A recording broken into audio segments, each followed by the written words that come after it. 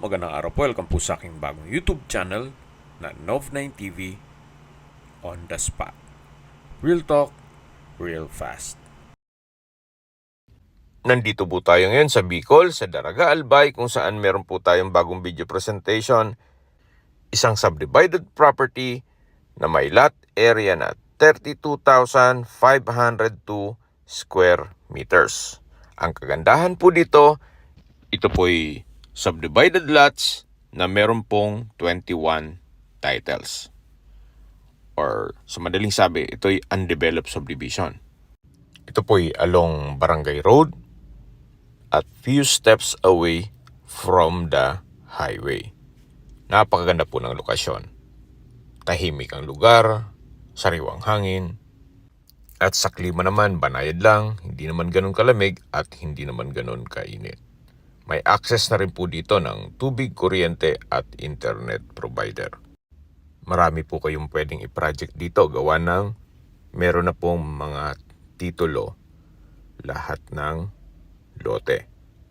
Pwede nyo pong i-resale, then gawan na lang ng daan, or pwede rin po kayong mag-land banking muna. Gawa ng napakamura pong binebenta ito ni owner.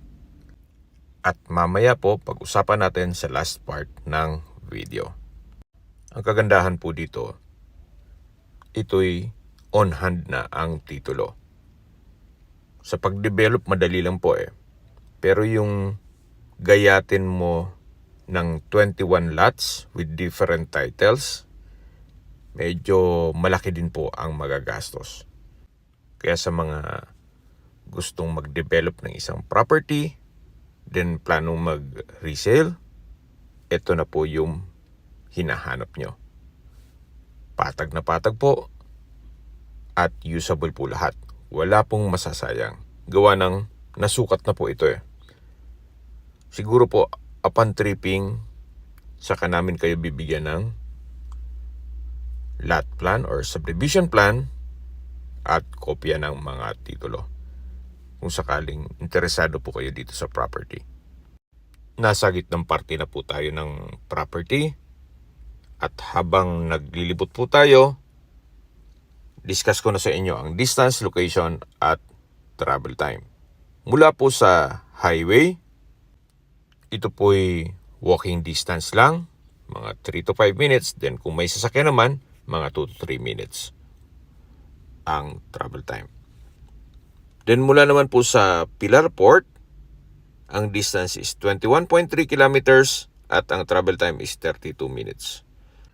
Mula naman po sa Don Alfonso Bichara Memorial Hospital, ang distance is 3.1 kilometers at ang travel time is 6 minutes. Yan po yung lagi kong binabanggit sa inyo sa paghanap ng property na dapat nyo i-consider ang meron pong malapit na hospital. Hindi ko naman po sinasabing sakitin kayo, yan naman po for emergency purpose lang naman. At mula naman po sa New Airport or sa Bicol International Airport, napakalapit lang po. Ang distance is 8.2 kilometers at ang travel time is 14 minutes. Mula naman po sa SM City Legazpi, ang distance is 16 kilometers at ang travel time is 29 minutes. Mula naman po sa Sorsogon City, ang distance is 45 kilometers at ang travel time is 47 minutes.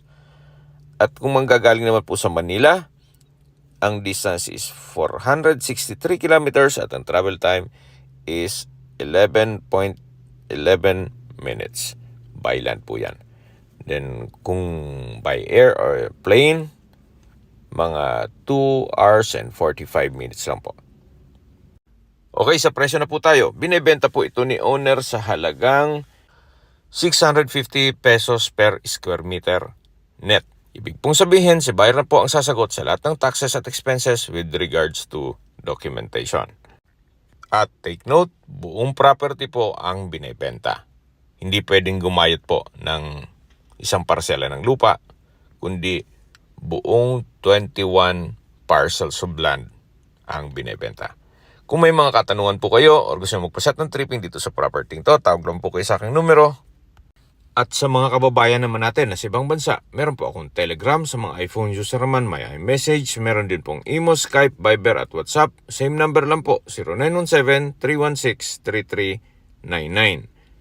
Sa mga nagtatanong naman po ng aming Facebook, meron po aming Facebook page na Nov9 TV at Facebook Reels Video. Makisuyo po, paki-like and follow na rin.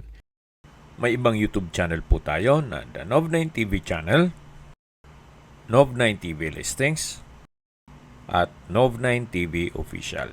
Salamat po sa panunod sa aking mga videos. Ingat po kayo lagi.